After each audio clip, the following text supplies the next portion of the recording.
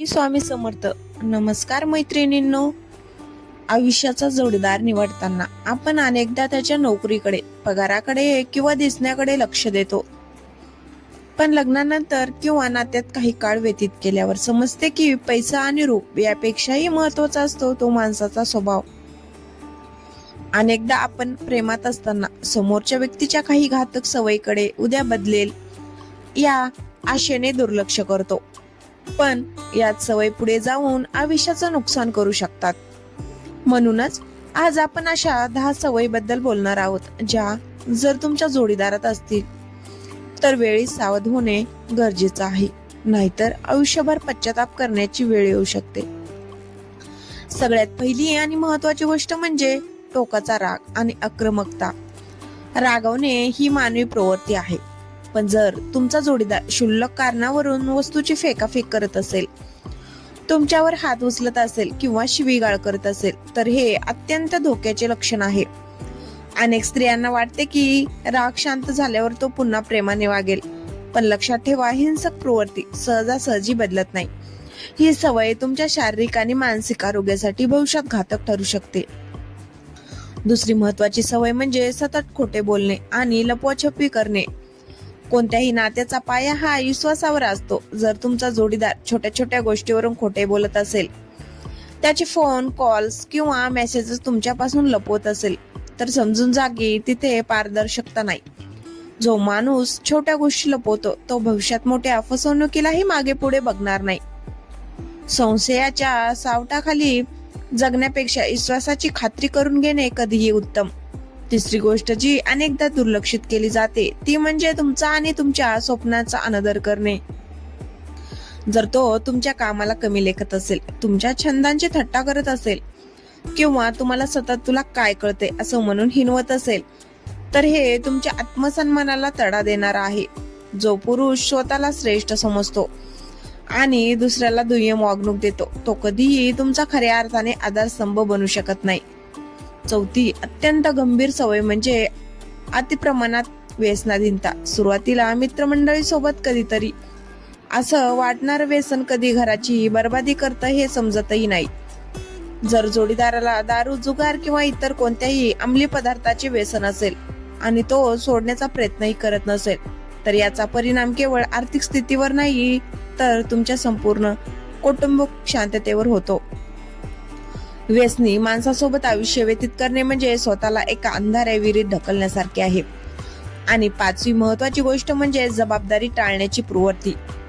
काही पुरुष मोठे झाले तरी मानसिक दृष्ट्या प्रगल्भ झालेले नसतात. घर खर्च असो, कठीण प्रसंगात खंबीरपणे उभे राहणे असो किंवा तुमच्या सुखदुःखात साथ देणे असो, जर तो सतत पळवाट शोधत असेल तर भविष्यात सर्व ओझं तुमच्या एकट्याच्या खांद्यावर येईल. संसाराचा गाडा हा दोघांनी मिळून ओढायचा असतो, एकाने नाही. मैत्रिणींनो, हे मुद्दे सांगण्याचा उद्देश कोणाला घाबरणे हा नसून तुम्हाला जागरूक करणे हा आहे. प्रेम जरूर करा, पण प्रेमात आंधळ होऊ नका. जर सुरुवातीलाच या सवयी दिसून येत असतील तर त्यावर वेळी चर्चा करा किंवा योग्य तो निर्णय घ्या, कारण चुकीच्या व्यक्तीसोबत आयुष्य घालवण्यापेक्षा वेळी सावध झालेलं कधीही चांगलं. संशय स्वभाव आणि अतिनियंत्रण. बऱ्याचदा प्रेमाच्या नावाखाली पुरुष स्त्रियांच्या आयुष्यावर नियंत्रण मिळवण्याचा प्रयत्न करतात. सुरुवातीला तो माझी काळजी करतोय असं वाटणार, त्याचं वागणं हळूहळू एका तुरुंगासारखं होऊ लागतं. जर तुमचा जोडीदार तुम्ही कोणाशी बोलता, काय कपडे घालता, सोशल मीडियावर काय पोस्ट करता यावर सतत लक्ष ठेवत असेल आणि तुमच्या प्रत्येक हालचालीवर संशय घेत असेल, तर ही धोक्याची घटना आहे. लक्षात ठेवा, प्रेम हे स्वातंत्र्य देतं, बंधन नाही. जो पुरुष तुमच्या चरित्रावर विनाकारण संशय घेतो किंवा तुम्हाला तुमच्या माहेरपणापासून आणि मित्रमैत्रिणीपासून तोडण्याचा प्रयत्न करतो, तो तुमच्या मानसिक स्वास्थ्यासाठी अत्यंत घातक ठरू शकतो. अशा माणसासोबत राहिल्याने तुमचा आत्मविश्वास पूर्णपणे खचून जातो आणि भविष्यात तुम्हाला स्वतःच्या निर्णयासाठीही त्याच्यावर अवलंबून राहावे लागते. आर्थिक बेजबाबदारपणा आणि आर्थिक शोषण. संसार चालवण्यासाठी प्रेमासोबतच पैशाचे योग्य नियोजनही महत्वाचे असते. जर तुमचा जोडीदार कमवलेला पैसा जुगारात, अनावश्यक चैनीमध्ये किंवा कशाचे हे नियोजन न करता उडवत असेल, तर तुमचे भविष्य अंधारात असू शकते. त्याहूनही गंभीर बाब म्हणजे जर तो तुमच्या कमाईवर डोळा ठेवून असेल किंवा तुम्हाला तुमचे पैसे त्याच्या हातात देण्यासाठी जबरदस्ती करत असेल, तर हे आर्थिक शोषणाचे लक्षण आहे. अनेक स्त्रिया आपलंच घर आहे म्हणून दुर्लक्ष करतात, पण जर तो स्वतः काहीही काम न करता केवळ तुमच्यावर अवलंबून असेल आणि उलट तुम्हालाच कमी लेखत असेल, तर अशा नात्यात पुढे जाऊन केवळ गरिबी आणि मानसिक ताण उरतो.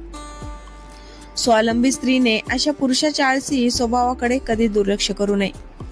भावनिक ब्लॅकमेलिंग आणि मॅनिप्युलेशन. काही पुरुष खूप गोड बोलून आपले काम साध्य करून घेतात, पण जेव्हा त्यांच्या मनासारखे घडत नाही तेव्हा ते इमोशनल ब्लॅकमेल करायला सुरुवात करतात.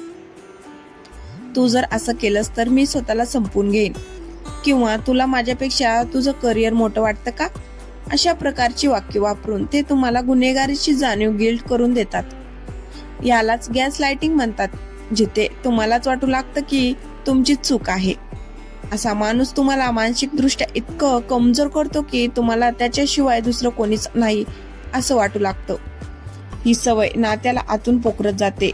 अशा माणसासोबत राहून तुम्ही कधीच आनंदी राहू शकत नाही, कारण तिथे तुमच्या भावनांची किंमत शून्य असते. आई वडिलांवर अति अवलंबितो. आई वडिलांचा आदर करणे ही चांगली गोष्ट आहे, पण जर एखादा पुरुष स्वतःचे छोटे छोटे निर्णयही आईला विचारल्याशिवाय घेऊ शकत नसेल, तर लग्नानंतर तुमच्या दोघांच्या खासगी आयुष्यात तिसऱ्या व्यक्तीचा हस्तक्षेप वाढतो. जर प्रत्येक वादात तो आपल्या आईची बाजू घेत असेल आणि तुम्हाला नेहमी चुकीचे ठरवत असेल, तर समजून जा की त्या नात्यात तुम्हाला कधीच सन्मान मिळणार नाही. संसारात काही निर्णय नवरा बायकोने मिळून घ्यायचे असतात. जर तो तुमच्या बाजूने उभा राहण्याऐवजी नेहमी पळवाट शोधत असेल किंवा आपल्या घराच्या चुकीच्या वागण्यालाही साथ देत असेल, तर तुमच्या आयुष्याची फरफट ठरलेली आहे. जो पुरुष स्वतःच्या पत्नीचा आदर आणि संरक्षण करू शकत नाही, त्याच्यासोबत संसार करणे खूप कठीण जाते. इतरांशी वागण्याची पद्धत. तुमच्याशी तो सुरुवातीला खूप चांगलं वागेल, पण तो इतरांशी कसा वागतो यावरून त्याचं खरं स्वरूप समजतं. हॉटेलमधील वेटरशी, रस्त्यावरील गरिबांशी किंवा आपल्या हाताखालील लोकांशी तो उद्धटपणे वागत असेल, तर समजा की त्याच्या मनात माणुसकी कमी आणि अहंकार जास्त आहे. आज तो इतरांशी तसा वागतोय, उद्या लग्नानंतर तुमचं नातं जुनं झालं की तो तुमच्याशी तसाच वागण्याची शक्यता जास्त असते.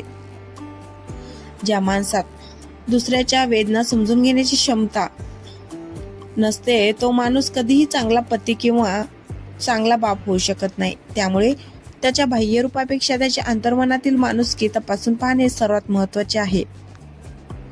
मैत्रिणींनो, लग्नाचा निर्णय हा केवळ एका दिवसाचा नसून तो पुढच्या 50 वर्षाचा असतो. जर सांगितलेल्या यादा सवयी जर तुम्हाला एखाद्या व्यक्तीमध्ये प्रकर्षाने जाणवत असतील, तर तो बदलेल या भ्रमात राहू नका. स्वतःच्या हिमतीवर जगायला शिका आणि गरज पडल्यास अशा नात्यातून बाहेर पडण्याचे धाडस दाखवा. आयुष्य खूप सुंदर आहे, ते कोणाच्या चुकीच्या वागण्यामुळे वाया घालू नका. तर मैत्रिणींनो, ह्या होत्या त्या महत्वाच्या गोष्टी ज्याकडे आपण प्रेमाच्या नादात अनेकदा दुर्लक्ष करतो. लक्षात ठेवा, चुकीच्या माणसांसोबत राहून रोज मरणं हे एकटं राहून स्वाभिमानाने जगण्यापेक्षा कधीही वाईट असतं.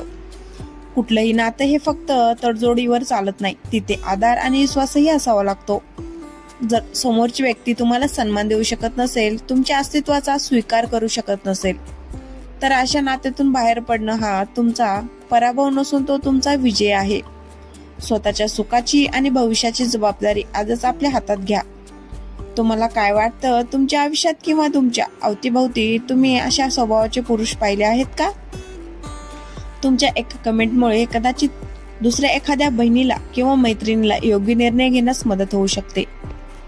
त्यामुळे तुमचे अनुभव खाली कमेंट बॉक्समध्ये नक्की शेअर करा. जर तुम्हाला हा व्हिडिओ मोलाचा वाटला असेल तर याला लाईक करा आणि तुमच्या परिचयातील प्रत्येक स्त्रीपर्यंत हा व्हिडिओ शेअर करा. अशाच प्रकारचे जीवन उपयोगी आणि प्रेरणादायी व्हिडिओ पाहण्यासाठी आपल्या चॅनलला सबस्क्राईब करायला विसरू नका आणि शेजारील बेल आयकॉनवरही क्लिक करा. लक्षात ठेवा, तुम्ही मौल्यवान आहात आणि तुम्हाला आनंदी राहण्याचा पूर्ण अधिकार आहे. पुन्हा भेटूया अशाच एका नवीन आणि महत्त्वाच्या विषयासोबत. तोपर्यंत स्वतःची काळजी घ्या आणि खंबीर राहा. धन्यवाद.